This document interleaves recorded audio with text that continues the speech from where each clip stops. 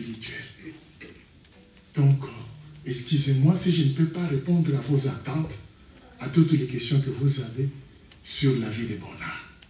Mais je vais rapidement commencer par ceci. Bonnard, c'est un homme de Dieu. Et parce que c'est un homme de Dieu, il aimait la louange. Si vous pouvez nous permettre, je vais inviter maman. Je vais inviter s'il y a un des enfants qui est prêt, avec l'homme de Dieu qui est venu aussi d'Indiana. Nous allons chanter un chant. Bonnard est né dans un contexte de Bapende. Il aimait la louange. Nous allons chanter un chant. Alors, maman,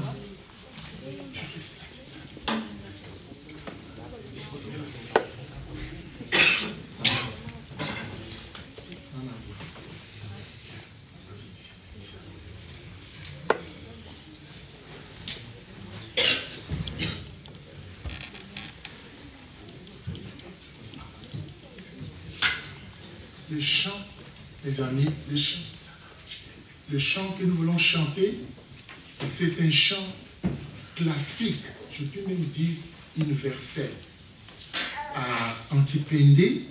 Et les gens qui...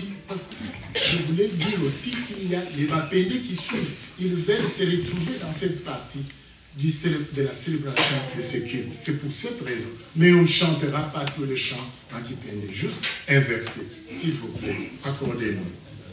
Il y a un verset en Kipende, le reste que nous allons chanter dans la langue que le Seigneur vous met à cœur. Le numéro 5, ça dit en français, Dieu Tout-Puissant. Dieu Tout-Puissant, c'est ça le titre. Et en Kipende, Zandi Wani, Wanam Shimane Sadia.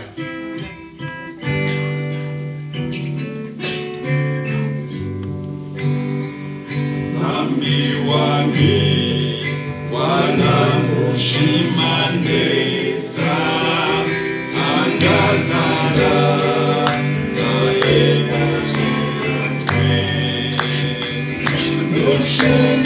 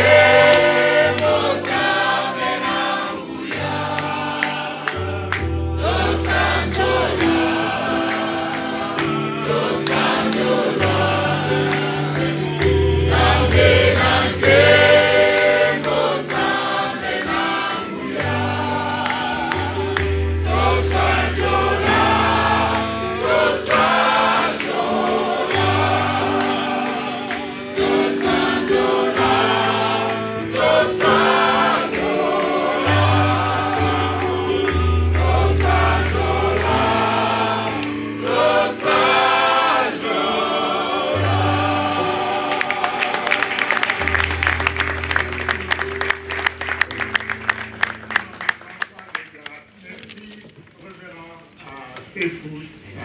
Doing great. Rapidement donner quelques idées. Je ne pourrais pas donner tout. Quand je chante ce matin, même quand il y a les larmes, ce n'est pas des larmes de désespoir. Amen. Mais ce sont les larmes de l'accomplissement pour cet homme qui est couché maintenant. Amen. Ce qu'il a fait est au-delà de ce que je puis vous dire. Si je dois parler de bonheur en termes de l'histoire, il aimait la géographie et l'histoire. C'est pourquoi il est devenu un enseignant. Il aurait voulu que je donne ces descriptions systématiquement selon la science. Mais je ne ferai pas ça. Je fais autre chose. Parce que j'ai dit, j'aborde la dimension spirituelle. Écoutez, c'est que les Saintes Écritures, ça c'est Job. Mes excuses, je ne prêche pas. L'homme de Dieu va nous prêcher. Je commence par ça. Job a dit ceci. Et si seulement Bonnard pouvait donner le témoignage de ce que je dis tout à l'heure de Job, je serais heureux. Regardez, si vous avez le temps, allez dans le livre de Job, le chapitre 14. Je vais lire rapidement pour ne pas en abuser. Chapitre 14, je commence le verset 1.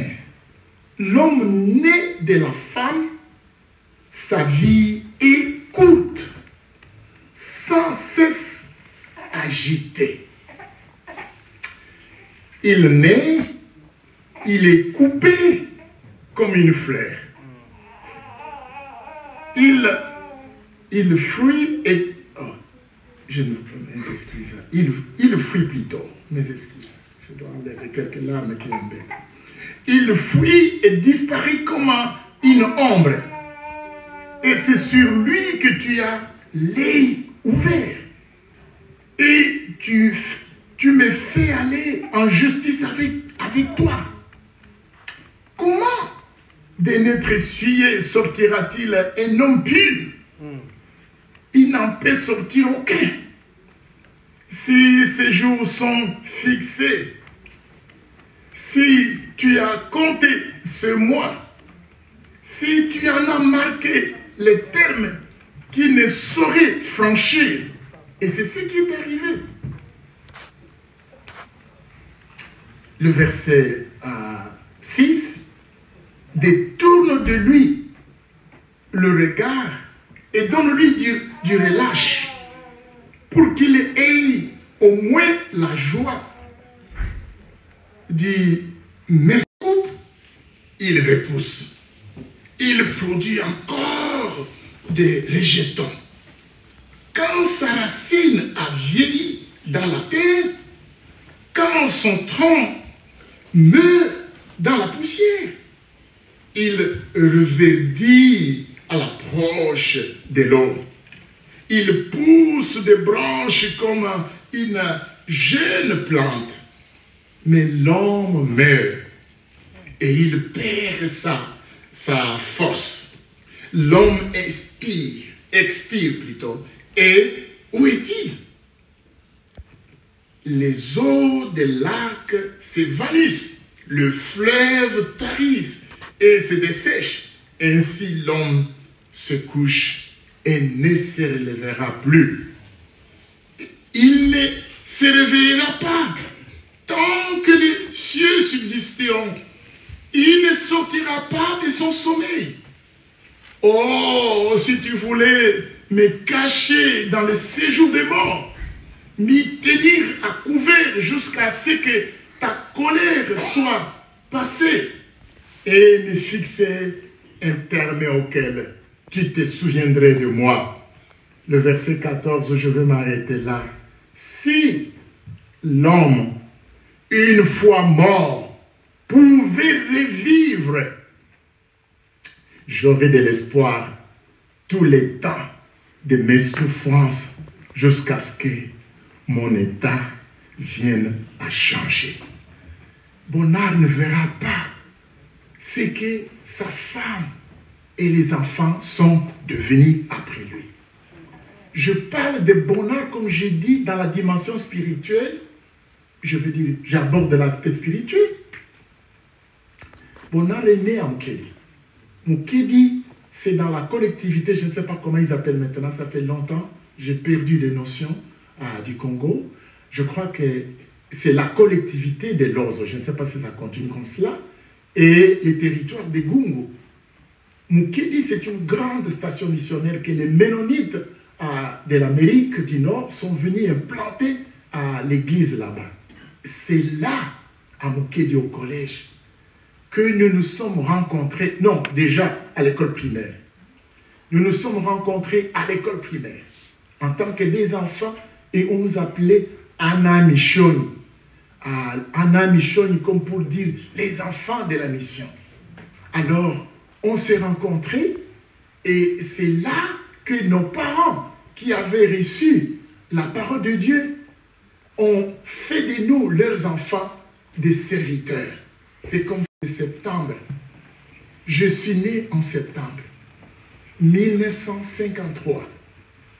En principe, le 29, il aurait complété 72 ans, 72 ans. Mais il est parti avant, juste un mois seulement. Ce n'est rien. Et moi, c'est le 30 septembre. Et nous sommes même à génération, même âge, nés ensemble.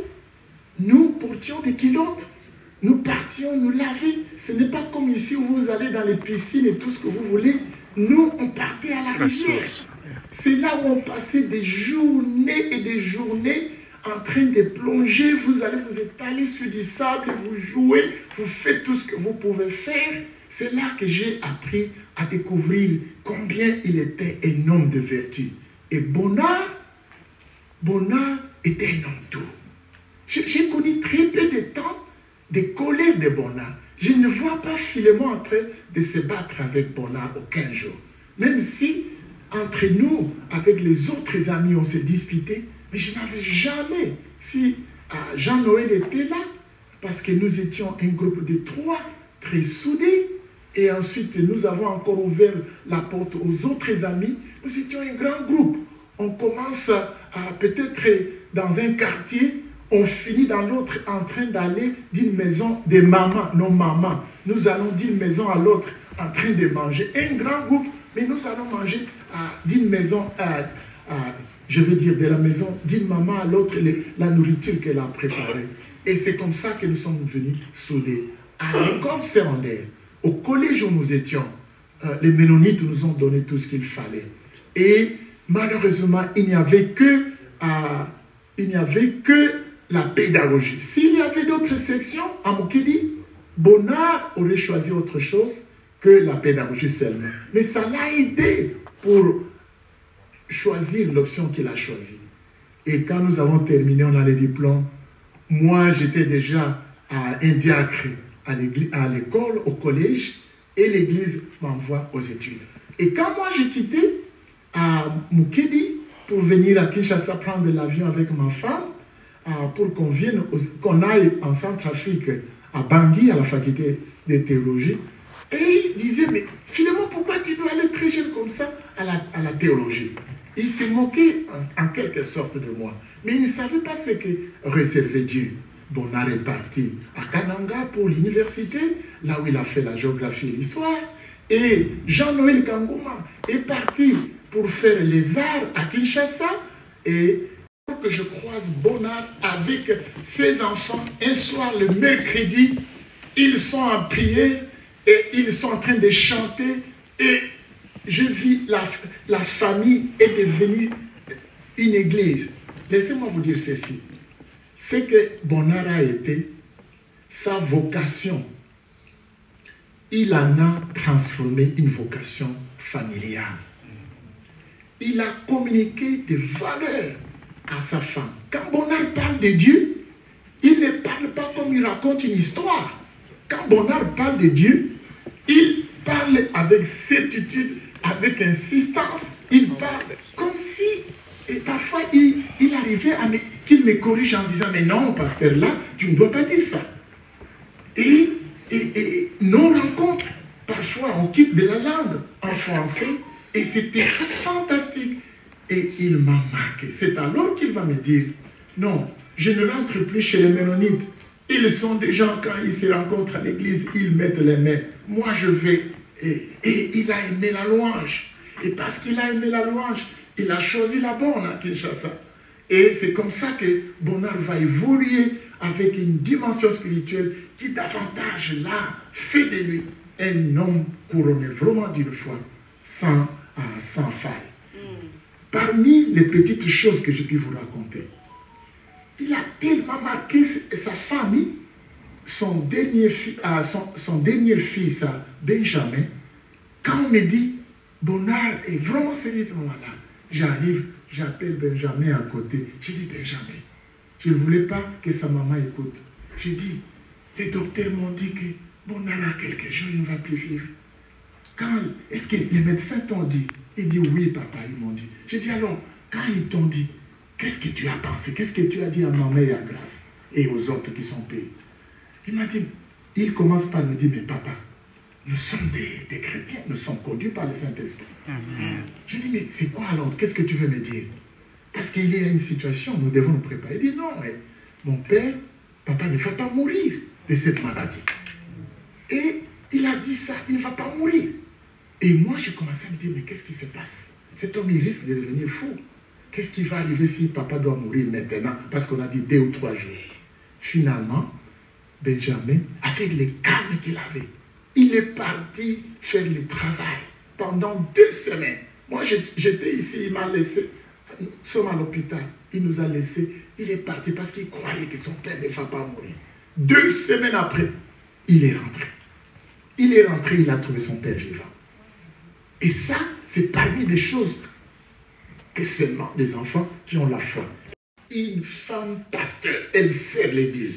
Elle va communiquer sa foi, non pas seulement à sa femme et aux enfants, à tout le monde autour de lui. Vous avez entendu le témoignage de notre étudiante, à la dame qui a parlé tout à l'heure ici, comment le Seigneur l'a utilisé puissamment, là où ils se sont rencontrés à l'université, pour rendre ceci quelque chose d'effectif. Ça fait partie de la foi. C'est pour cette raison, les Saintes Écritures, les livres des révélations, je vais aller à la fin.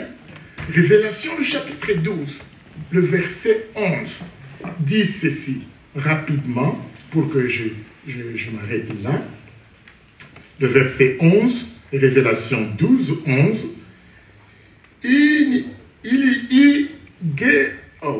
Where am I? I'm sorry. Ils l'ont vaincu. Ça, j'aimais beaucoup. J'écoutais ces versets de la bouche souvent de la bouche de Bonnard. Le verset 11. Ils l'ont vaincu à cause du sang de l'agneau et à cause de la parole de leur témoignage. Et ils n'ont pas aimé leur vie jusqu'à craindre la mort. Bonnard n'avait pas peur de la mort. Et la toute dernière référence que je puis donner ici, c'est que le travail qu'il a accompli. 14, verset 13. Et j'ai entendu du ciel une voix qui disait, écrit, heureux, dès à présent, les morts qui meurent dans le Seigneur. Oui, dit l'Esprit, afin qu'ils se reposent de leurs travaux, car leurs œuvres les suivront. Amen. Les œuvres de Bonnard, je ne peux pas les raconter. Elles sont là visibles. Amen. Non pas seulement au niveau de la famille, même au niveau de toute la communauté. Et lui, l'homme de Dieu, qui a vécu avec lui, a vu combien Bonnard méritait d'être appelé patriarche. Et il l'a appelé toujours patriarche. Non pas seulement patriarche en termes de chair, patriarche en termes spirituels. Et il a vu la sémence de Dieu. Et il pouvait lui donner tout le respect pour dire, ça, c'est une sémence de Dieu, un serviteur de Dieu. C'est pourquoi il s'est fait approcher des Bonnard. Et ils ont continué jusqu'à la... Bonnard, on dit, le pasteur est parti au Congo. On disait, mais si tu pars, qu'est-ce qui va se passer? Il m'a appelé pour me dire, il est resté 2 semaines. Bonnard ne veut pas mourir. Quand il a rendu l'âme, on l'a ressuscité, il est revenu à la vie. Et nous on dit, waouh, cet homme. Je ne sais pas, quelqu'un doit lui avoir dit que le pasteur est revenu, ou la conversation il a suivi. Et quelques jours, je crois 1 ou 2 jours, Bonnard est parti. Donc il attendait qu'il revienne. Il était tellement soudé à lui. Et ça fait partie de la foi de Bonnard.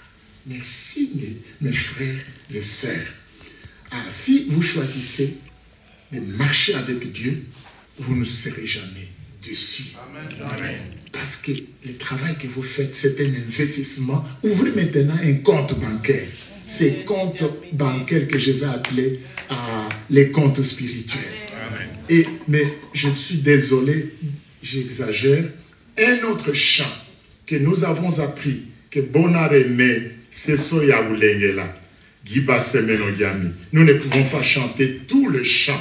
Malheureusement, je vais prendre juste un tout, le tout dernier, et nous terminons. C'est Soya Wulengela. Give me just a second. C'est le numéro. Maman, tu as encore la force? C'est toi qui chantais, c'est beaucoup ça. C'est le numéro. C'est le numéro 249. 249, c'est Soya Wulengela. Je ne sais pas en français comment. Rock of Ages in English. Yeah. En anglais pour ceux qui. Merci. Yeah, we are finished.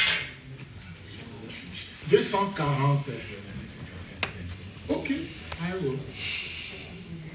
Je disais 249. Nous chantons peut-être un verset et le tout dernier parce que nous ne voulons pas en abuser. C'est ça. C'est Soya Wulengela, Ibase Menogani, Futama Hacha Yesu, Anuno Sele Hashi, Anu Ove Le Amen, Gumanye.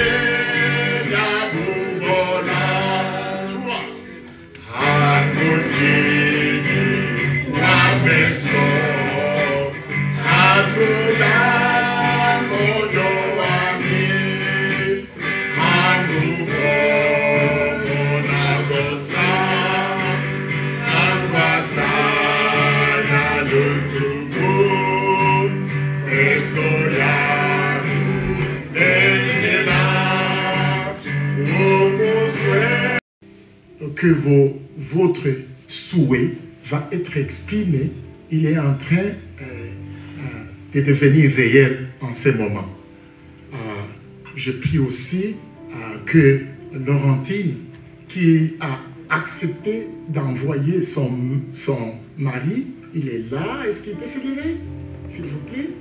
Donc, Laurentine, c'est au niveau du Canada. Donc, la famille est représentée ici.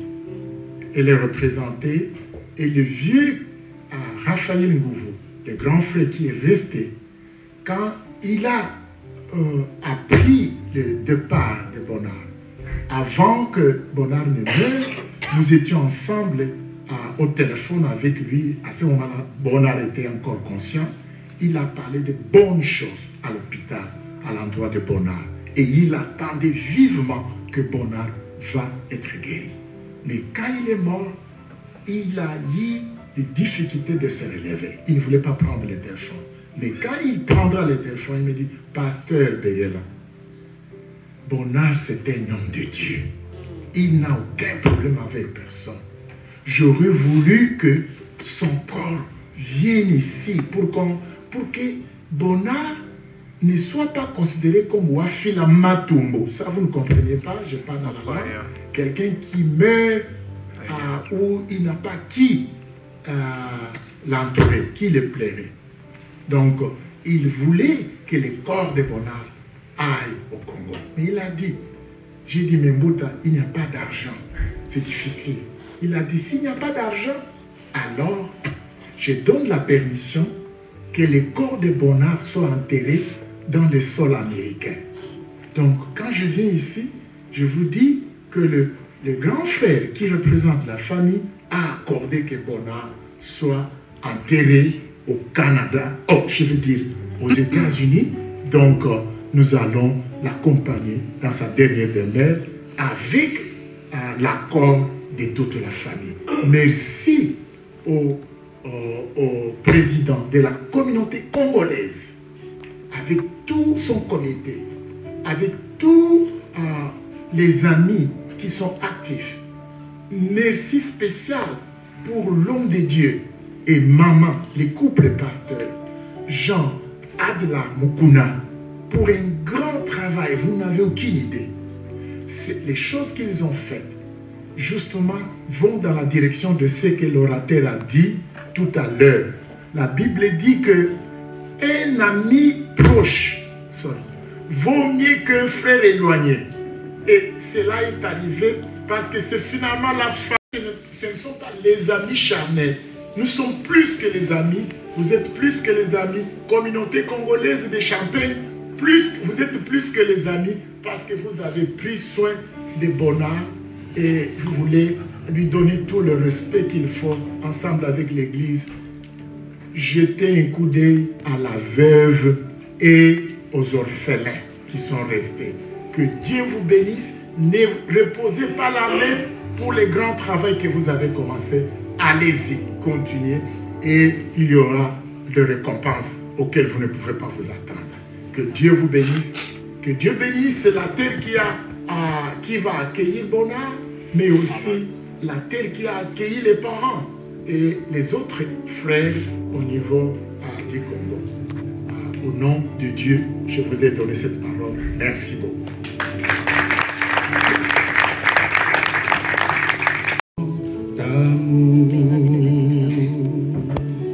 Un chant de délivrance devant mes ennemis et toutes mes craintes s'enfuient. Chant, tu m'as ébloui, par tes mélodies, tu m'entoures d'un chant d'amour. Un chant de délivrance devant mes ennemis et toutes mes craintes. Encore une fois, chante-le, oui, tu m'as ébloui par des mélodies, tu m'entoures.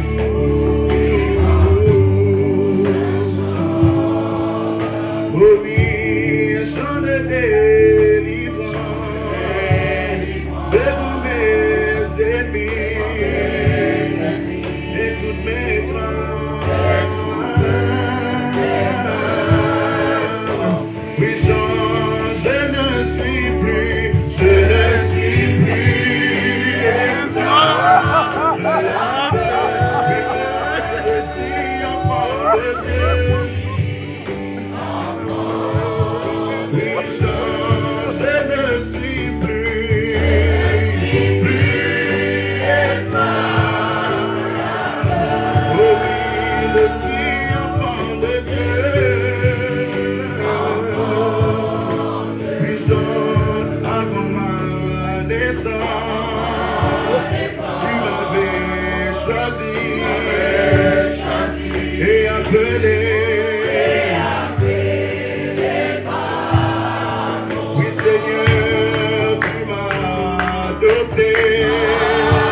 Je suis de ta famille et ton sang.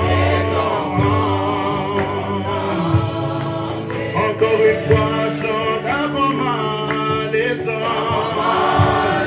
Tu m'avais choisi et appelé. Seigneur, tu m'as adopté. Je suis de ta famille et ton sang.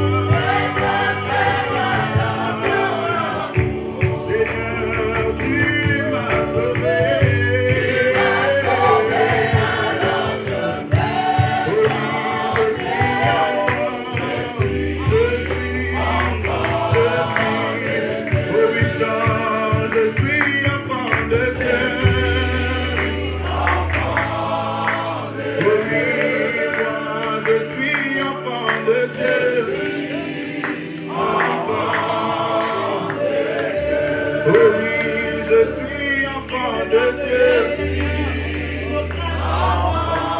que les enfants de Dieu peuvent lever leur voix et parler dans ce Dieu? Est-ce que les enfants de Dieu peuvent lever leur voix et bénir ce Dieu? Alléluia. C'est toi qui es. Seigneur oh Dieu. La vie que toi et moi nous avons, il y a l'auteur de cela. C'est Dieu. C'est lui qui a créé. Lui n'a jamais été créé, mais il est l'auteur de la vie. Au fait, lorsqu'on dit que quelqu'un est un être vivant, je le disais hier la nuit, Dieu n'existe pas. C'est ainsi qu'il y a certaines erreurs qui se sont vraiment glissées dans cette traduction. Parce qu'on ne peut pas traduire une langue correctement à une autre. Il y a certaines erreurs dues à la traduction. Le verset que nous aimons beaucoup, que celui qui s'approche de Dieu croit que Dieu, faux. Faux. C'est dû à cette erreur de la traduction. Dieu n'existe pas. Parce qu'un être qui existe, il a un début et une fin. Et quand nous disons que Dieu existe, alors nous mettons Dieu dans une parenthèse. C'est-à-dire qu'il y a un début et une fin. Or, lui, il est celui qui s'appelle le Jésus. Voilà pourquoi la meilleure traduction de ce passage dit ceci, que celui qui s'approche de Dieu croit que Dieu est. Ainsi, il va devenir le rémunérateur de ceux qui les cherchent de tout leur cœur. C'est-à-dire, celui qui s'appelle le Jésus devient celui que tu attends qu'il soit pour toi. C'est ce que cela veut dire. Tu es malade. Et quand tu crois en celui qui est le Je suis, il devient pour toi la guérison.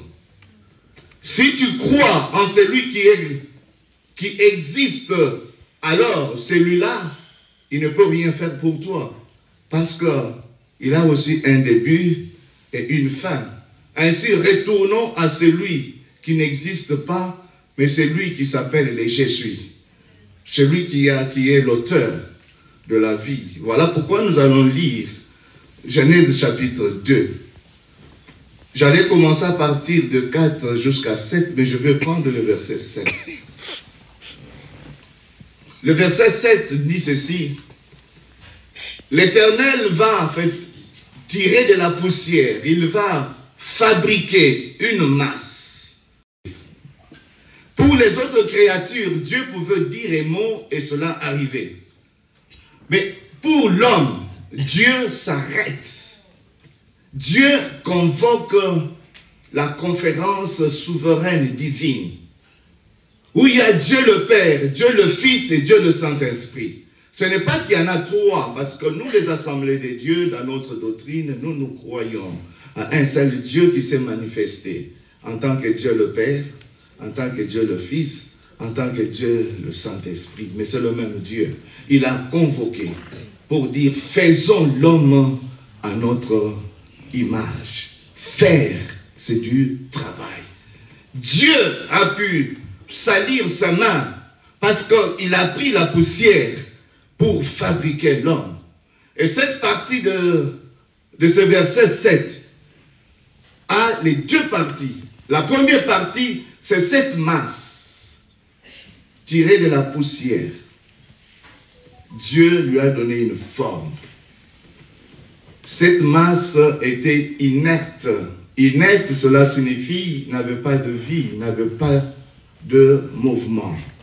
Mais pour que, c'est comme ce que nous voyons aujourd'hui, ça. C'est ça, cette partie-là. Je peux crier Bonnard, il ne va pas répondre. On peut dire tout ce qu'on peut dire. On peut me venir même s'agenouiller ici. C'est rien, il n'y a rien. Et c'est ça, cette partie qui a été tirée de la poussière.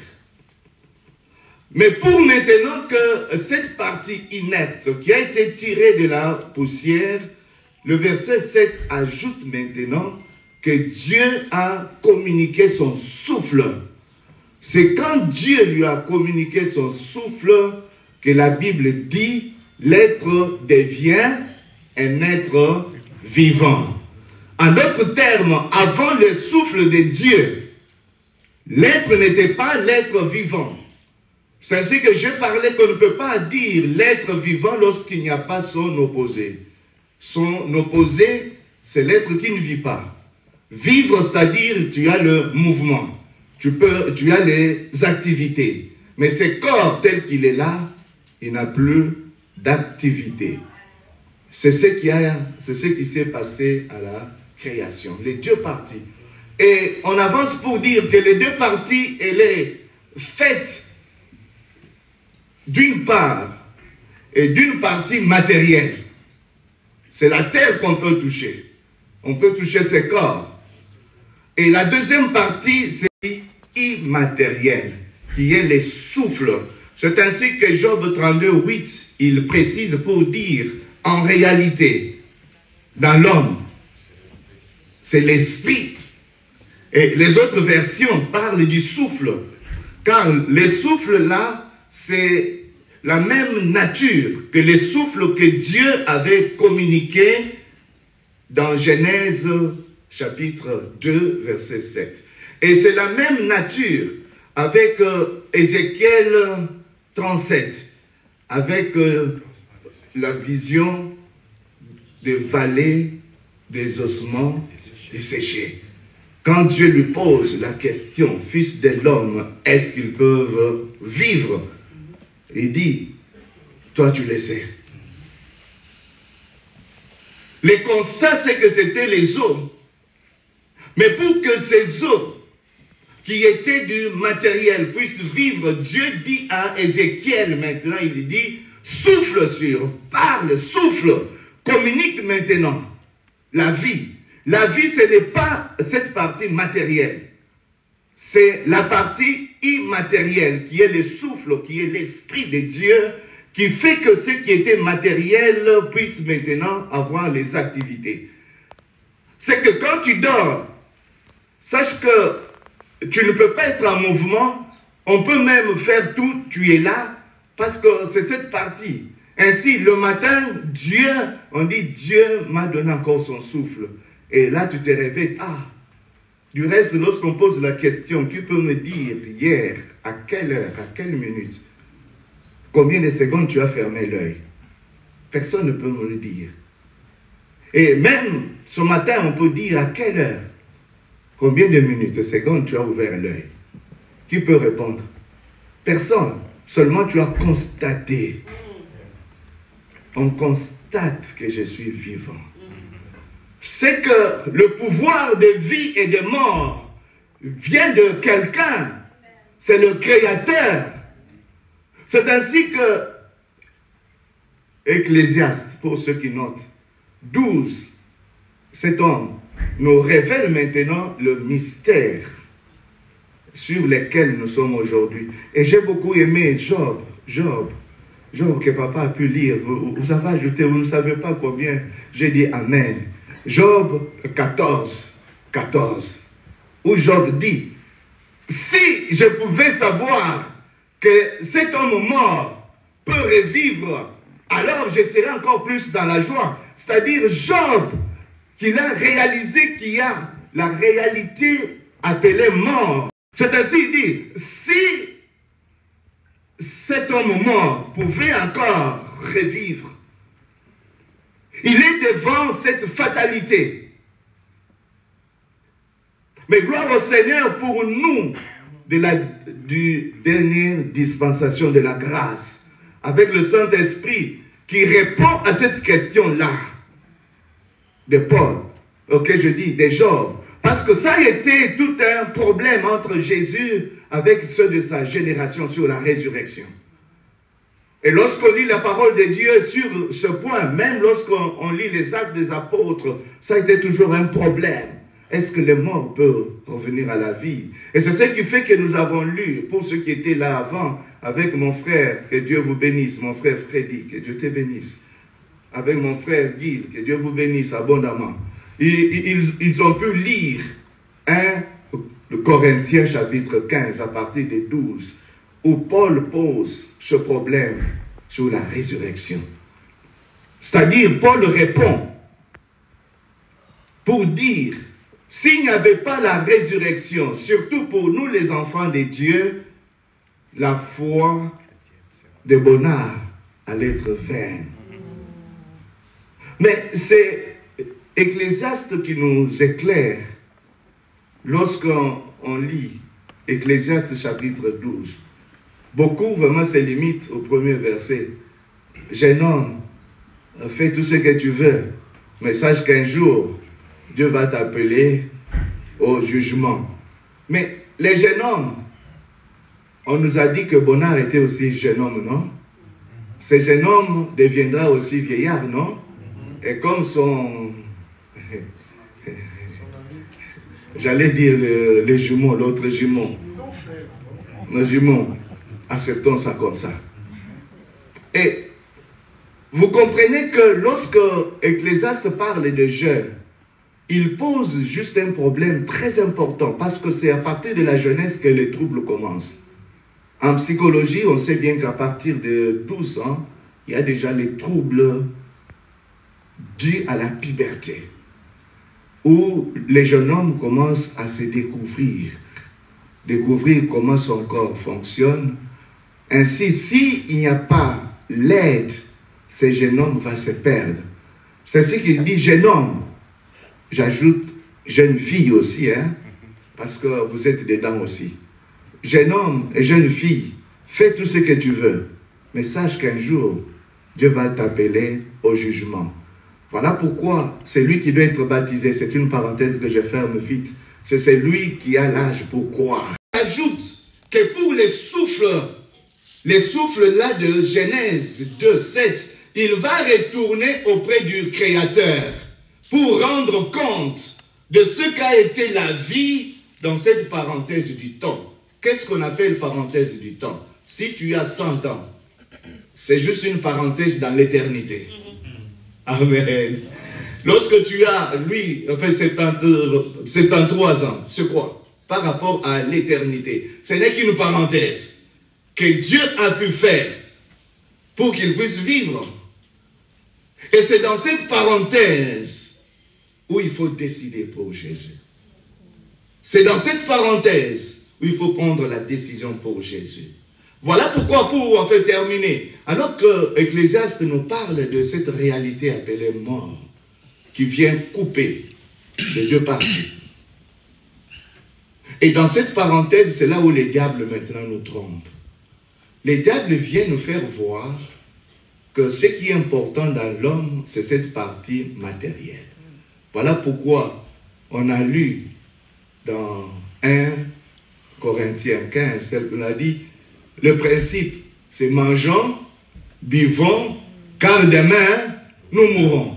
Quelle est la partie qui a besoin du foufou?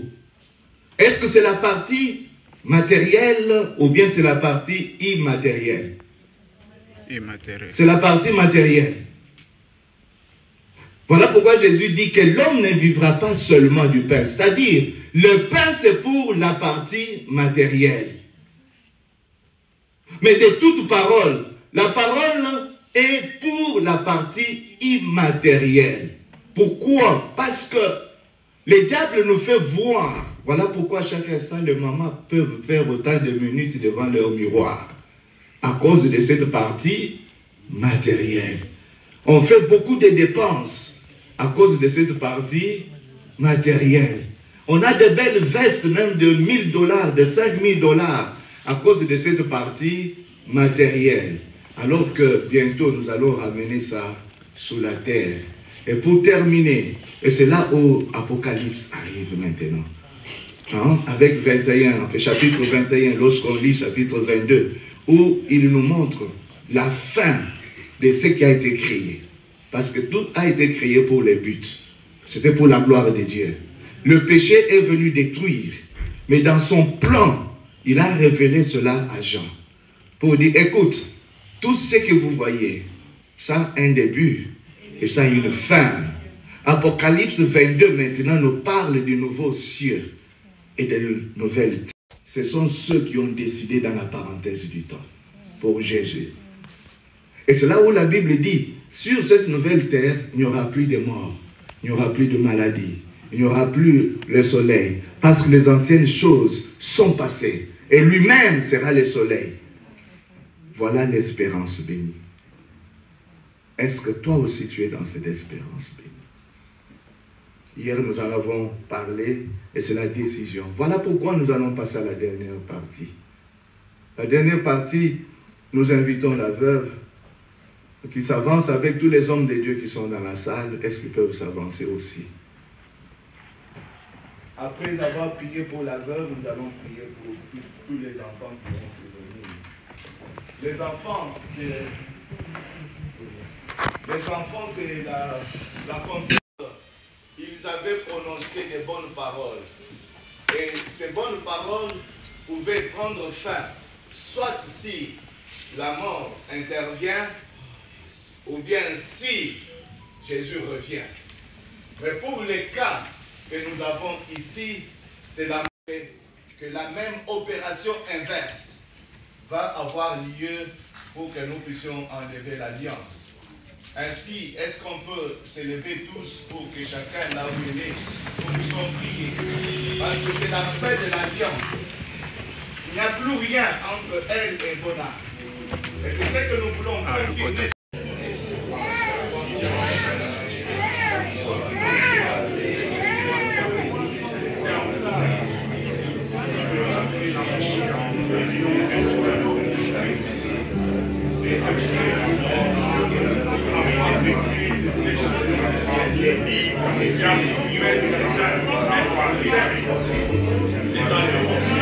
À travers l'amour, tu as appelé à que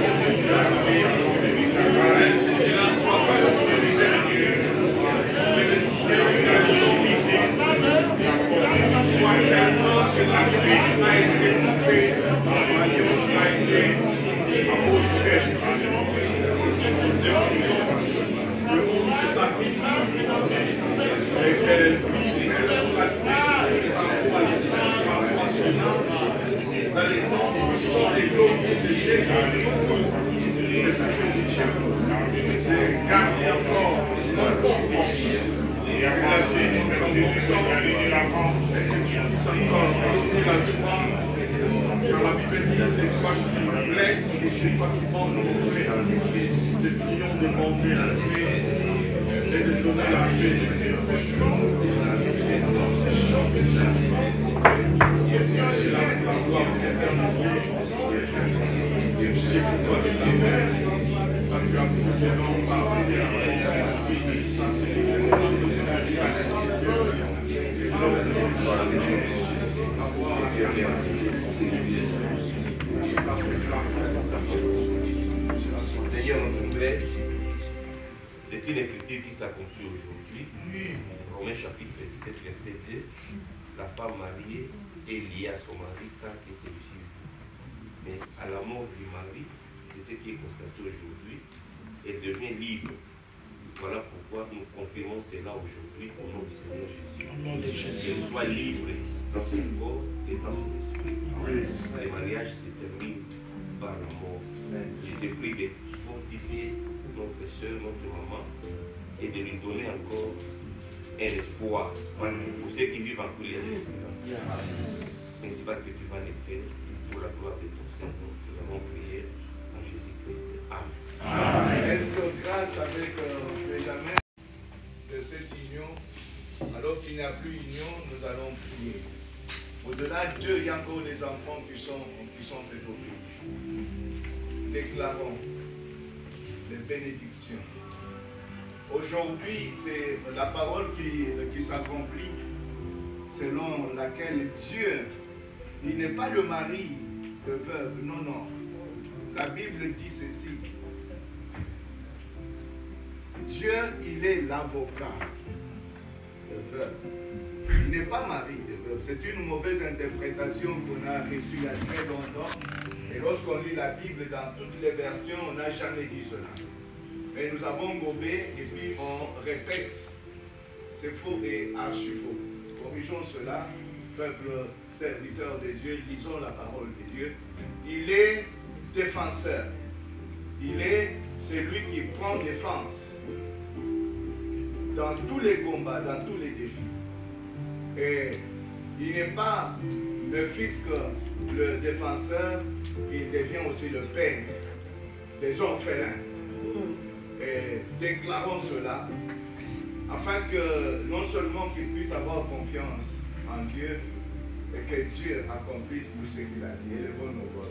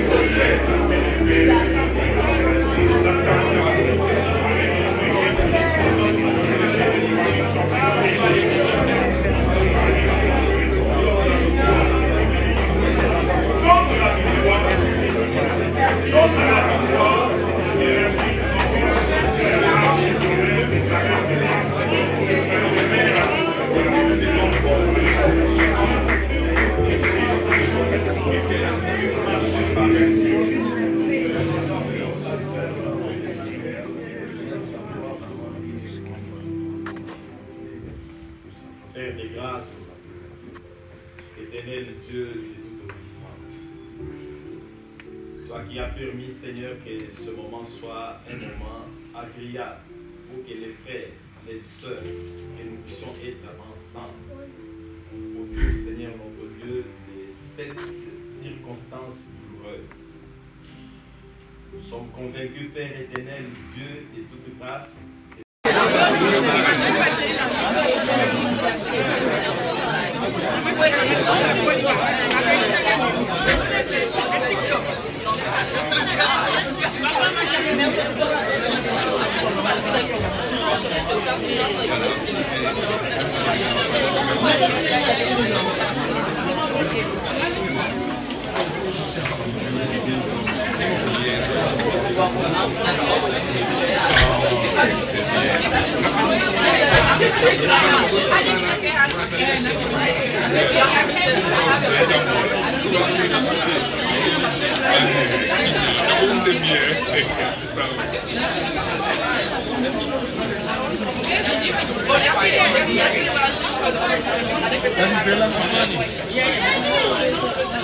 Your biggest home is a hiring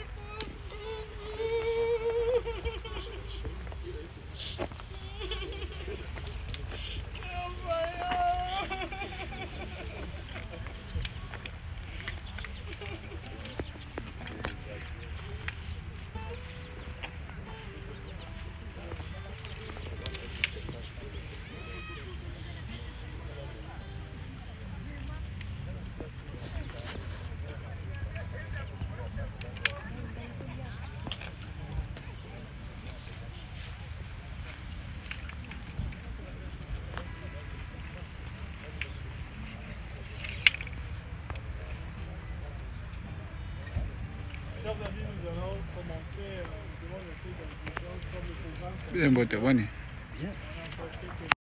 Il est toujours le même. Jésus ne change pas. Jésus Alpha Omega. Alléluia.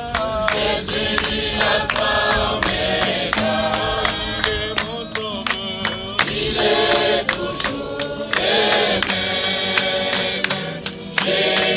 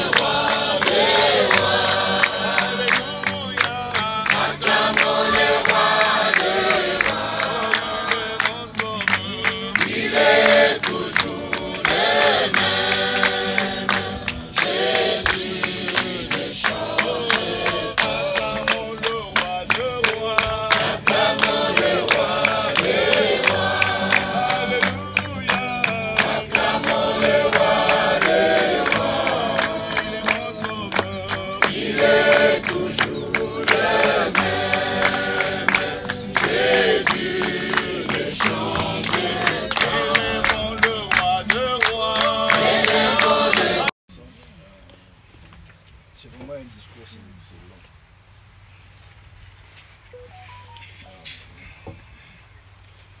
Bien aimé, aujourd'hui, c'est avec un cœur rempli d'émotions que je prends la parole pour dire, c'est écrit à Dieu, mais je dirais bon repos à notre Père, le pasteur Bonnard Ngouvou, au nom des enfants, Ngouvou, Jacques, Joseph, Juste, Christ, Benjamin et Grâce. Bonnard Ngouvou est pour nous un père, un modèle, un leader, un enseignant, une source d'inspiration, un protecteur. Il n'avait pas à le dire, mais il aimait en se mettant en avant comme un bouclier. Il a toujours prôné le travail en citant Proverbe 24, chapitre 24, verset 33, un peu de sommeil, un peu d'assouplissement, un peu croiser les mains pour dormir et la pauvreté te surprendra. Je ne les connaissais pas. Mais comme on était jeunes, en 6e des humanités déjà, j'avais une copine parce que j'étais au lycée. Il y avait le carinage, c'est-à-dire qu'on pouvait communiquer avec des amis d'autres écoles. Alors cette amie-là, elle s'appelle Yvonne Mouringo. Elle me dit non, je vais te faire correspondre à un de nos amis. J'avais dit oui.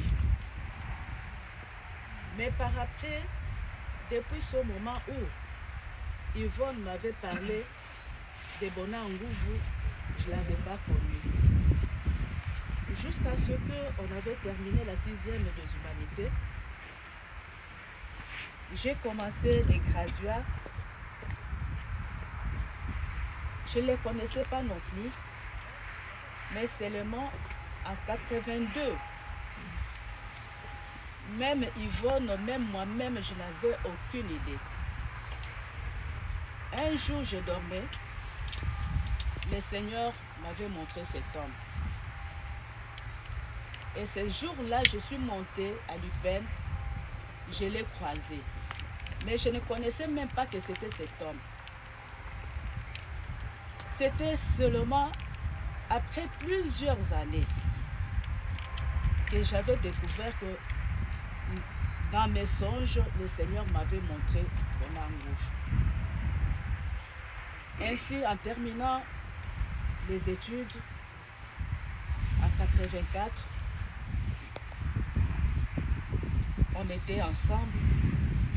Nous avions eu notre premier fils en 87.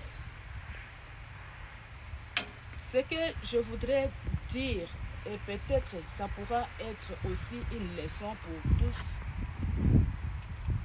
Bonnard et moi, même si on avait des flottements, jamais on pouvait dormir sans pouvoir régler ce problème. J'ai dit bien jamais, parce que on se référait toujours à la parole de Dieu qui dit nous ne pouvons pas dormir sous la colère. Parce que nous ne savons pas ce que la nuit peut inventer. Hier, il y a une de nos enfants avec qui on était dans une même parcelle m'a révélé quelque chose. Et c'était une chose qui était vraie. Jamais je pouvais aller dans la douche sans Bonnard. C'est pour montrer le niveau de notre attachement. Femme, que vous êtes là, mari, que vous êtes là. Sachez, même vous avez des problèmes. N'oubliez pas que vous êtes un. Que ces problèmes ne puissent pas vous séparer. Que ce problème ne puisse pas vous séparer. aimez-vous les uns les autres. Et rappelez-vous de là où vous êtes venus.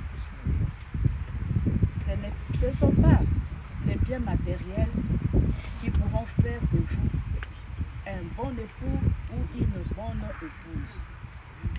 L'honneur que vous voyez aujourd'hui est devenu un corps que nous allons déposer pour l'accomplissement de la parole de Dieu. Il était celui qui accordait les pardons facilement. Il avait un pardon facile. Ce n'est pas de l'œuvre, mais dans son cœur. Et quand il pardonnait, il oubliait. Et c'était de la même façon avec moi. Vous allez peut-être me demander, mais ces problèmes étaient comment? Je vous dirai que je ne sais même pas le début, je ne sais même pas la fin. Mais je sais qu'il y avait un problème, mais on a arrangé et nous continuons notre marche ainsi. Aujourd'hui, je rends grâce à Dieu qui a décidé ainsi. Même pendant des moments difficiles, vous ne pouviez pas vous imaginer quelqu'un qui était très malade, mais jamais l'attendre gémir. Il disait toujours, je ne vais pas faire du mal à ma femme ni à mes enfants. Il a enduré et le Seigneur a pu le soutenir jusqu'à la fin. Ainsi, je dis merci à tout le monde. Nous avons vu cela. Que Dieu bénisse la communauté. Que Dieu bénisse nos frères et sœurs. Et Dieu a suscité de loin ou de près des personnes qu'on n'a jamais vues. Même des enfants.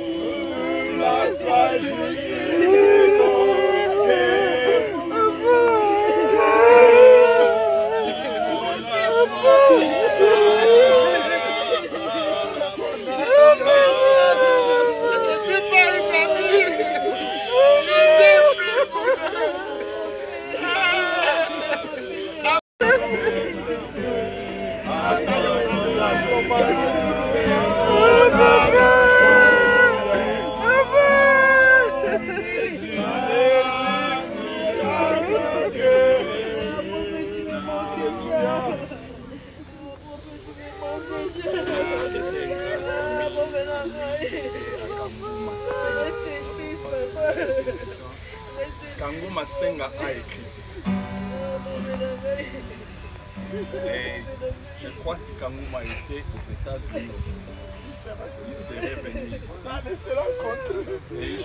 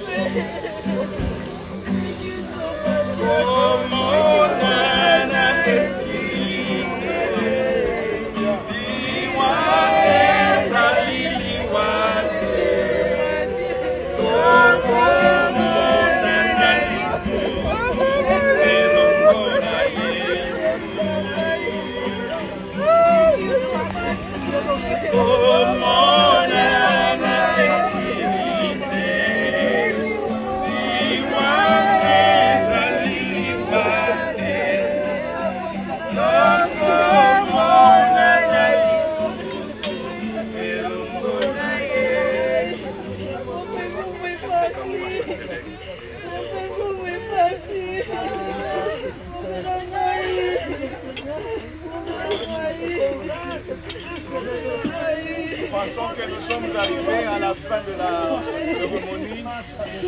Nous allons encore dire merci à notre Dieu qui nous a accompagnés jusqu'à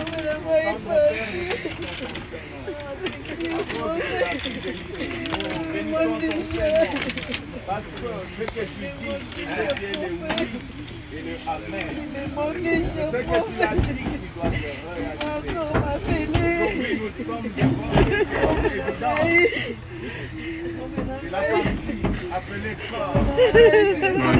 On est là, cercueil côté na kati ya béton wana. On finit qu'on envoie en haut. Tu as donné ton fils afin que quiconque croit ne puisse pas périr. C'est cette partie qui est âme. Quand Jésus, tu es venu mourir pour sauver les âmes. Merci pour les âmes qui sont déjà sauvées. Et merci aussi pour ceux qui peuvent prendre des décisions alors que nous